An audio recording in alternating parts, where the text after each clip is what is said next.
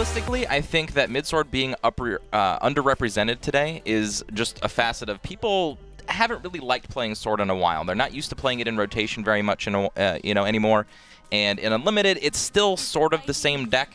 And you have to hope that you get the matchups correctly in order to make midsword actually push you into the upper echelon of the standings here. And I'd like to talk a little bit. I mean, it'd be interesting to hear what SkySummer has to say about Swordcraft and the way he currently utilizes it, because he's obviously somebody that makes it work, right? Absolutely. And I think a lot of the Swordcraft decks, especially the mid-sword lists, are designed to defeat aggro decks.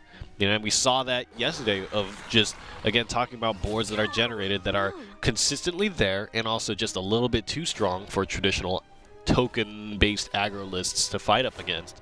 So that is definitely the space that it fills, right? And we can see that SCOOBZ responds by just trying to get rid of that threat entirely. That's right. And what we see REPI doing is trying to go over the top of those strategies with something like Control Haven Crafts. So this is a departure from what we normally see with Aegis Haven, and what I mean by that is it doesn't play all of the usual suspects. It's got some of the new rotation cards in it, it's got a lot of the old cards in it. He's basically got this wide gambit of things to do, and he's including one of my favorite cards that I talked about yesterday. Cleric Lancer is back in the deck, represented again. I like it.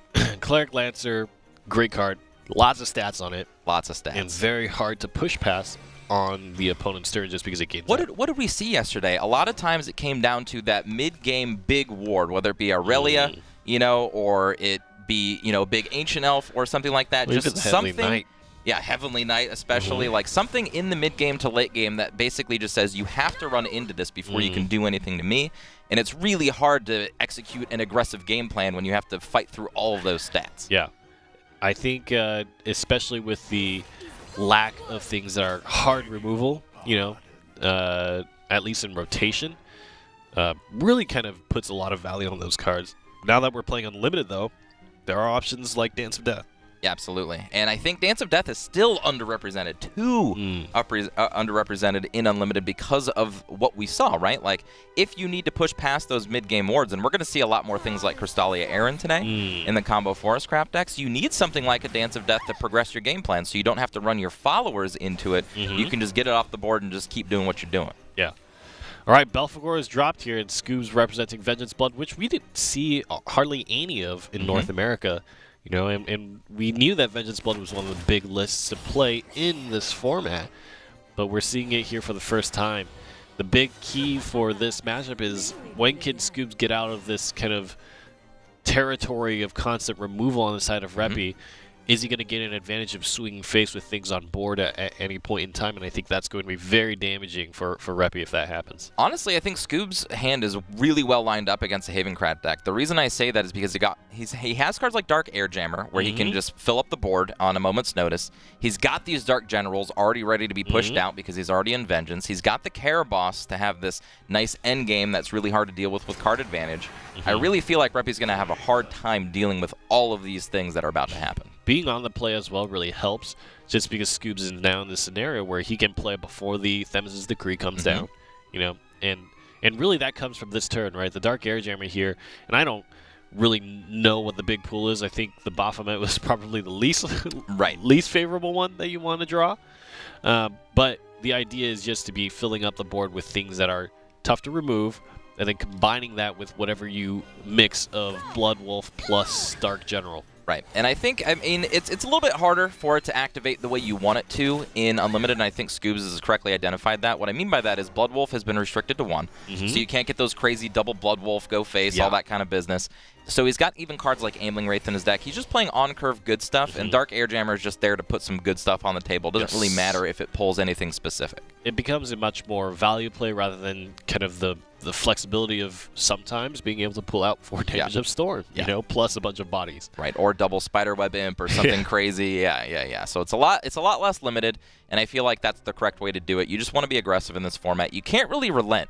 If you're an aggressive deck in this format and you stop being aggressive for a turn or maybe even 2, it spells doom for you. You can't really come back from that. I think this is a tough spot, Even if you're able to trade out against Dark Airjammer, you're left with nothing on board.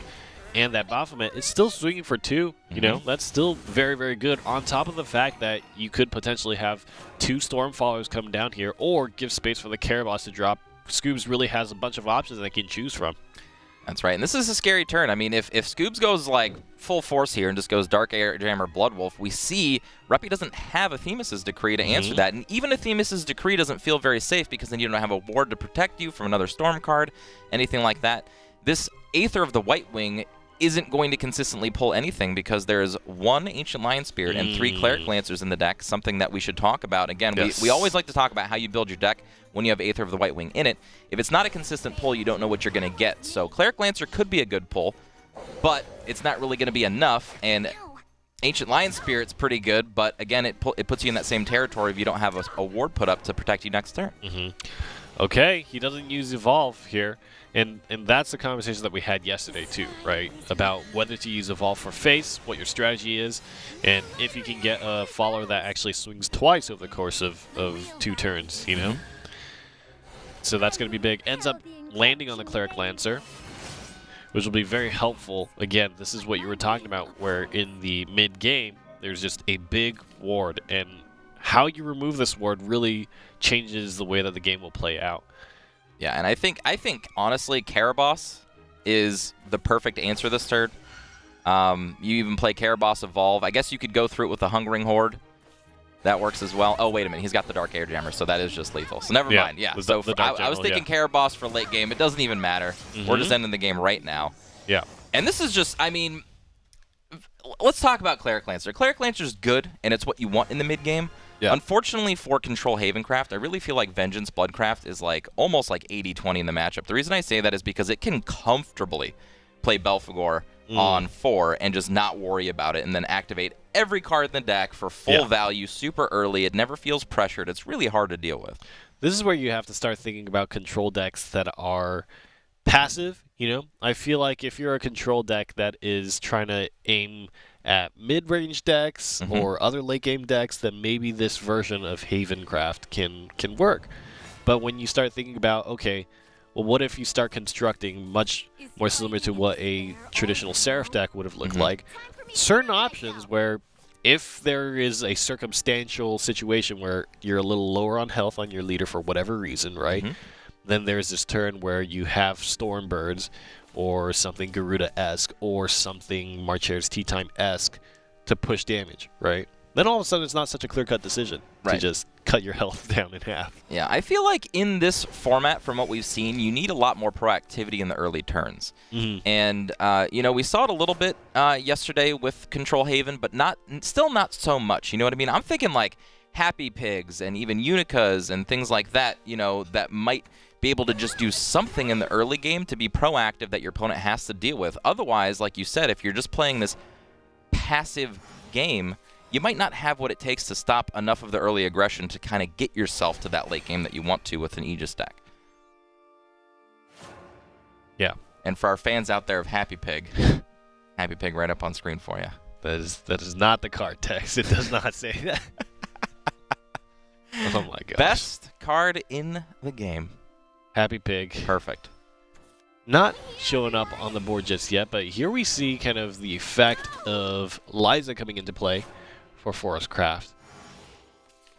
Yeah. Unfortunately for Forestcraft, Liza not that great against Havencraft because they kind of side skirt the whole damage thing with their banish effects. Yeah. More relevant for this scenario is cannot be targeted. That would be very helpful. But with these spell shields, you need to very carefully read what it's shielding you against, right? Is it can't be targeted? Is it can't be destroyed? Is it effects don't work on it, you know? There's a lot of different things to consider. And it's rough here, too, because SCOOBZ is going to fill up the board, and REPI has a very perfect tech card for this in Star Torrent that will actually pop his Beast Call Aria next turn and create a lot of tempo. So unlike last game, we saw REPI kind of just run out of things to do in the early game or stop any of the early aggression. This game, he's got the right tools. And this, I think his Beast Call Aria is a one of, right? So it's a... he's definitely got 3 of those in there. He's got 3? Oh, yeah. Okay. Oh, yeah. Okay. I somewhat, well, remembered it wrong. But here we go. I mean, this is a big card for Havencraft. Something that isn't quite an option available in rotation. You know? Yeah, Beast Call Aria is probably the most, you know, sorely missed card in rotation. I mean, now we've got Gemstone Carapace, which is great. But, I mean, imagine a deck with both. We haven't seen both in the same deck. That might be overkill. But Beast Call Aria, of course, one of those huge tempo cards that can kind of push into the evolution turns of Havencraft and kind of cement them as like a kind of like a Swordcraft, what they would do, right? They kind of just overload on an evolution turn with something like Frontline Cavalier, something like that, and then just kind of start taking over. Yeah. And now Force is left to deal with the 2-1 and a 4-4. And what's really nice about this is that in combination, kind of the situation has put SCOOBZ in a position where even if you Elf Song, you know, that's still just one card removed from this board. You really have to figure out a way to play Insect Lord, which means there's no Elf Song turn on this turn. You've got to hope to hit with it if you go with that plan. Looks like he's doing the Elf Song. Yep, he's going to need to evolve. That means 2 more damage to face, or 2 damage that Falcon can use to clear board again. That's right. I really like this. This is a value trade, basically saying that that bird isn't really going to do anything. Oh.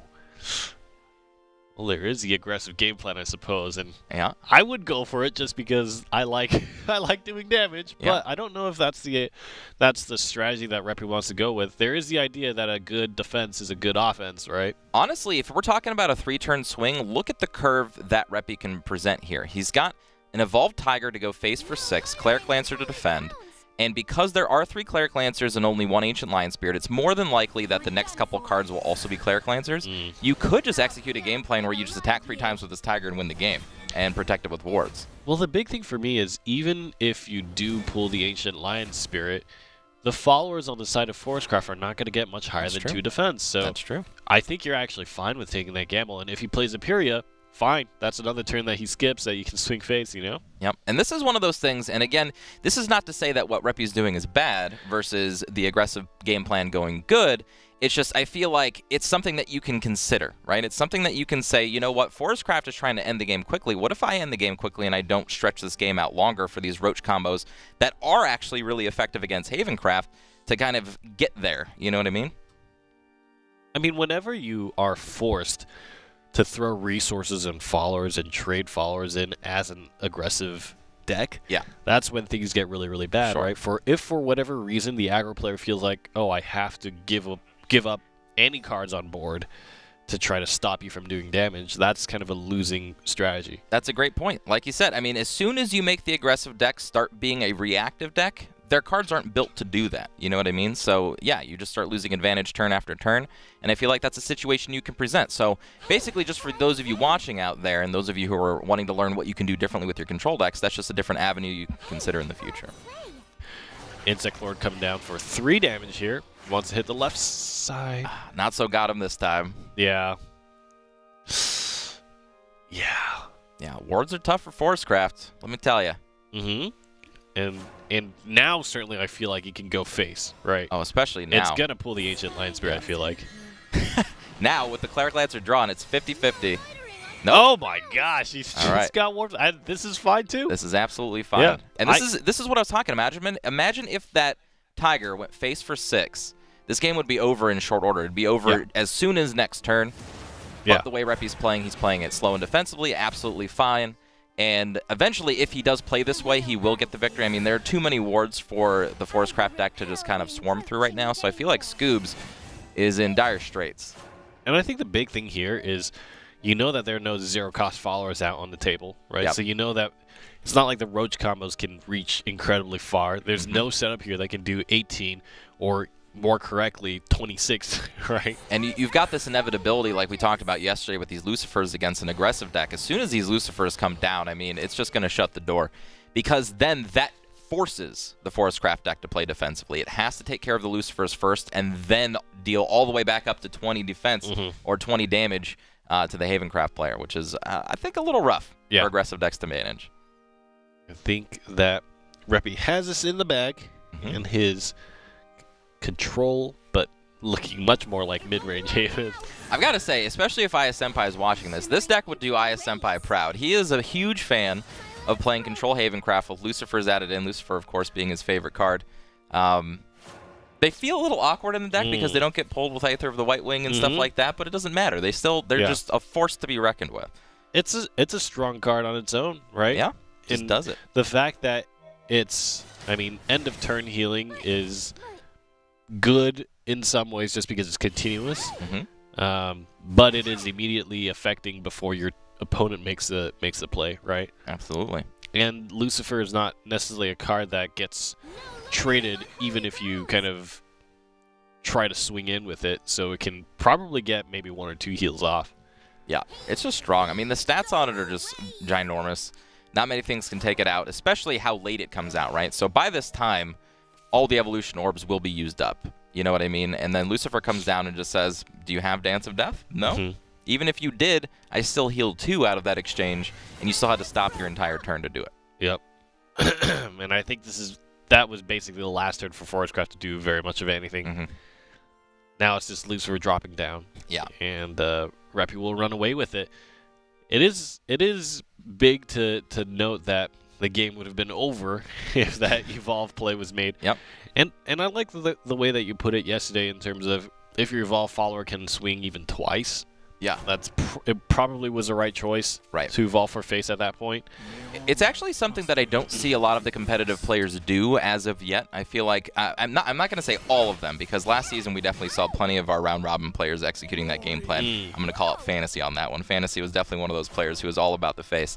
But it's something I would like to see employed more, because if you just think about the advantage you gain, ending the game a lot quicker than you normally would with your deck when you have that spot in the game where you can do it, basically just takes all of the guesswork out of the game. It's not there isn't going to be this late game that I have to worry about. I don't have to get to my Aegis turns. I don't even have to get to my Lucifer turns. I'm just going to end the game and do something outside the box that my opponent was not prepared for. Here we see our first look at Arya, the Gutting Fairy. Very cool card. This is how those big Roach combos happen. This is why Arya, by the way, was restricted to 1, because it made Roaches a little too good. Yeah. The Fairy Wisps. Yeah, that'll do it. There it is. REPI will take the game off the back of a Frog Cleric and Lucifer. This is not something that we see every day. Yeah. The Frog and the Devil himself. The Frog brought the pain this time. That's true. He didn't make it go away. That's true. My gosh.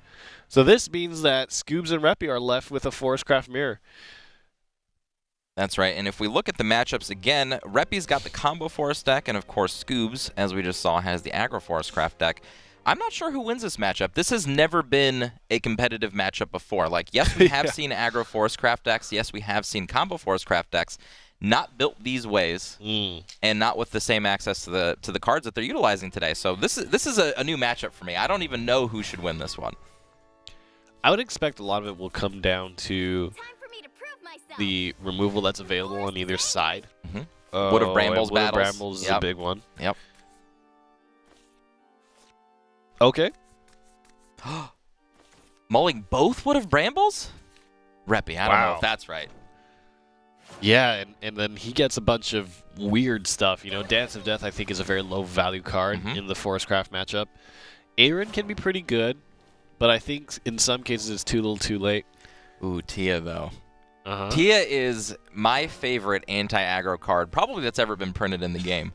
Why? Because in Forestcraft, you can keep playing her over and over again. You get free evolves. You get free wards.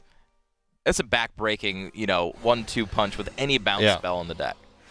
Yeah, you get a lot of flexibility, too, because the free evolve allows you to evolve again.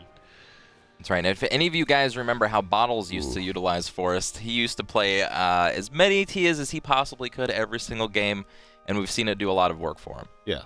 Awkward hand, though, in the opening turns for REPI, and that might actually be more dangerous than REPI can handle. I think it was just the mull. I can understand not keeping both, but not keeping any for the early game just to provide some kind of pressure or anti-pressure. It took away a lot of what he can do in this early game. Yeah. Getting Roach in your opening hand, too, is, we talk about certain cards like this where Roach is a low-cost follower, but it is definitely not an early game follower. However, in saying all the things that we've been saying, REPI does have Arya in hand, the one of, does have a Goblin Mage on 3 to pull another Roach, is going closer to that combo Roach turd. I mean, honestly speaking, I'm not sure, I haven't done the math on it yet. I know that the combo Forestcraft decks can go off on turn 6. I don't know if they have to do any chip damage beforehand. But with Arya and 2 Roaches... probably more 0 drops. I think you probably evolve something that gives you tokens for 0, and then you play the Guiding Fairy alongside it. You probably That's need the Phenom on 5. Yeah. Yeah. Some combination of that. Just because then on turn 6 or something like that, you can play Everything. at least a 4-card Roach Bounce Roach combo, you know? Right. And the big reason we say that, guys, if you guys are still missing it, is because Arya's 0-drop Wisps that she puts into play actually get removed from the board if you've already played 2 other spells this turn. So unlike the other 0-drops, they don't fill up the board space, so you can play more things in a single turn. It's very powerful. Board space is one of the resources for Forestcraft. That's right. Yeah. A lot of Roach players will learn very quickly to understand. Does get the second Roach, so... And I mean, the only tragedy here for SCOOBZ is that he hasn't hit an Elf Song yet. But if that was the case, I think this game would be very far in SCOOBZ's favor. Yep. The aggro game plan is being executed very well here. Has an Arya, has a Leaf Man for the following turn if he wants to use that. Has Roach already in hand as well. There's the Fina. Ooh. Okay, so I think this is definitely an evolved turn for Arya. I actually think that this game's over if REPI can find a bounce spell on in the next 2 turns. Yeah, I mean, it's so dangerous. Double Roach plus a bounce, right? And 3 0-cost cards. The real question is, because he hasn't played anything to the board, his hand size is too full to actually draw the bounce spell right now, so he might have to get rid of one of these Wisps. Yeah, and his spell is Fairy Circle, which does not help that, situation. This is a rough place to be, because next turn, not playing that Wisp means he's going to overdraw his next card. If he plays the Fina and evolves it next turn, again, he's going to be in the place where he can't draw that bounce spell. Maybe 3 Roaches is good enough with the 0 costs. You know, maybe you don't need the bounce spell. Well, certainly one of the things that he has to do is survive. Yeah. I think he can get past point. this turn, yeah. I think this turn he can get past. I mean, he probably knows the deck better than I do, playing it more. But no, does realize he needs to get cards out of his hand. Okay. Oh, okay. Going with the Tia play instead. All right. That's why he saved him. Okay, that makes a lot more sense. He's not going for the combo this turn. He's just going for anti-aggro. Yeah. I mean, the combo on turn 6, especially if you haven't gotten any early damage in, I mean, would probably do around 14, maybe 15, 16 damage. Well, what's the combo, right? It's 3 spells, 4 damage, bounce, 6, 7. So you're looking at 17 plus Evo's 19, so it can't do the full 20. Yeah, and with that's just a very the 3 ideal 0 situation. Yeah, right? that's an ideal situation. That's right. But in playing these, now remember that's the only Arya he has, right? So those Fairy Wisps are gone now; they're not an option anymore. But in doing something like this, maybe you can get that little bit of chip damage in. You still have the Fortune Hunter, Fina, in the hand. In 0 costs, I think they're so important for Combo Forest, right? Like they really change the way you can approach a game, and they make you so much more dangerous. So I think at some point, attempting to get that Fina down is going to be really important. You have the Aaron, so you're a little safer in spending that Evolution Orb as well. Absolutely. One of the added benefits of running Aaron in this combo lineup. Yeah, Aaron's just a great card. When that card got introduced to Forestcraft, I was like so happy. I'm like, finally we have this mid-game option that does kind of what Tia did, but in a completely different way. You get that Orb in play. Later in the game, you can get the Evolution Orb back, so kind of like a free Evo. Yeah. And you get to heal. It's very much like the Sybil of Forestcraft, right? Yeah. It just does everything that you would have ever wanted for the Forestcraft game plan. Yeah, probably the best card that got added to Forestcraft, besides Wood of Brambles. Of course, Wood of Brambles is just one of those cards, you know what I mean? Yeah. Yeah, and we see that here. Airbound Barrage is very good, you know what I mean? But it definitely doesn't do the things that Wood of Brambles does and Aaron do for the late game. Who plays that? I love it. This is a card, okay. This is a card. This is my pet card right here, Firespire Grove. So the reason I like it is because it acts just like a fairy circle, right? You get those 2 fairies. It is extended. You have to do it over 2 turns, but it pings something when it goes away, and it's something that you can bounce in the early game, unlike fairy circle. So it actually puts something on board that then generates value. I really like this card. I think people do not play this enough. I'm glad to see it in REPI's deck. So what are the turns here? I mean, okay, the Fairy Wisp cannot affect the board just because of the Brambles, which is one of the strengths of the card. Well, it really depends. He doesn't have a bounce spell, so he can't really... And I think that's what his line of thought was going into this mid-game in general. He doesn't have a bounce spell yet, like a Nature's Guidance or an Airbound Barrage, so he can't really play the combo game plan. So I think he's just thinking about being defensive, and I think he's thinking about, is it worth it to go for Fina tempo this turn, or should I just play my Aaron to be super defensive this turn? I think the big danger here almost for SCOOBZ, and it's really interesting to look at this, because depending on how the board state plays out, I feel like there's lethal if you just do the Aperia into Fairy Driver play. So REPI has to be thinking about that. You know, how can you build up a threat that stops you from taking that skip turn with Aperia? That's right. And boards make that game plan hard, because now it's like, okay, I actually have to spend my Evolve to not deal damage here. Can I do that while also employing an Hyperia? It's tough. You can play the Hyperia and evolve it, but then the Hyperia damage is gone. It's kind of a rough spot. That's what I'm talking about with these mid-game wards. They make it so tough for the aggro decks to push, and I don't think they're playing... on top of it, too. Yeah. You know? And I just don't think they're playing enough Dance of Deaths. Like, why are you afraid to play that card in your deck? It does everything you need it to in the mid-game.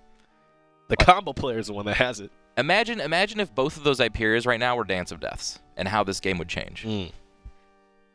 That's all I'm saying. Yeah, you would certainly be able to push a lot more damage here. And now SCOOBZ has to think about what is the best way to get around this 6 defense ward. Honestly, Hyperia Evolve is probably the best. I mean, you could use your Fairy Driver to good effect this turn, especially alongside that Wood of Brambles to use the 2 fairies in hand to take it out as well. You don't have to use your Evolution Orb that way, so that's kind of good. Maybe looking to get another Wood of Brambles. Yep. This also works. Double Wood of Brambles plus an Evolve on the Starry Elf will get it done. This also loads up for... I like this play a lot. This loads up for the in-hand damage. Oh, wow. Yep. Is going to be able to do the double ping plus a 1 damage. Each 1/1 token does 3 with a Wood of Brambles there. Getting no damage in this way, though, but saving the Evolution Orb. Interesting. Yeah. So that's another turn, kind of over to REPI's side. That's another turn that SCOOBZ was not able to develop the Aperia. Ooh, and I feel like Ancient Elf is the perfect. You just go Roach Ancient Elf this turn, and that puts the 0 cost back into your hand, which is awesome. Yep. I think that's a fantastic play. Returns the Roaches, gives you a ward, gives you the Fairy Wisp, does chip damage, everything you would want to help set up a turn 8 lethal, right? And this is something new with Arya. I don't believe there's any other 0 cost cards in the game that you can actually bounce with Ancient Elf. This is like the only play that you can do that gives you that resource back. What's interesting is I think you swing with a Fairy Wisp, you do a 1 damage, you do 4 damage this turn, right? And then on the next turn you have the Fairy Wisp, Fairy Circle, Fairy Fairy, and then double Roach. Or I guess you would Fairy Circle, Fairy Fairy, and then Wisp to make sure you can double Roach. And what is that, like a 5+6 plus Evolution Orb? That's 13. That's almost there. Yeah, so he can play... Let's see, next turn he'll have the option to play 4 things, possibly 5 things, plus 2 Roaches. Oh, I guess he could play his Fire Spirits as well, right? Yeah. So let's see how much board space. So he's got Fairy Circle. Because 2 fairies, the Wisp will disappear, so you play the Amulet, so you have the opportunity to play... And that's if the Ancient Elf is removed. Yeah, well, the Ancient Elf's definitely getting removed this turn. So I think REPI might have it. Because he's got 1, 2, 3, 4, 5 cards. So he's got a 6/7 Roach. Yep, 13 plus Evo, 15. And as long as we're counting the board space right, that is lethal. Yep. Has 2 fairies, Grove, Fairy Wisp, and then the Fairy Wisp goes away with the Fairy Circle being played. Yeah, that's lethal. That's it. And here we can do Roach math here in this office, folks. Here we can do it. Roach. And really, I think a lot of this comes down to SCOOBZ not quite getting the cards in the timing that he wanted, right? Elf Songs earlier on would have changed this game. Being able to play the Aperias much earlier would have changed the game. Which is interesting. Man, Arya, thank goodness they restricted it to 1. That card is bonkers. I think keeping that Fairy Wisp in play was a big mistake. Huge mistake. Honestly, that's what's allowing this lethal to happen, right? Because not only is it a 0 cost, but it will get removed from the board, so the board space is still there. 0 cost cards are absolutely king for Roach Forest. Let's see if REPI sees it.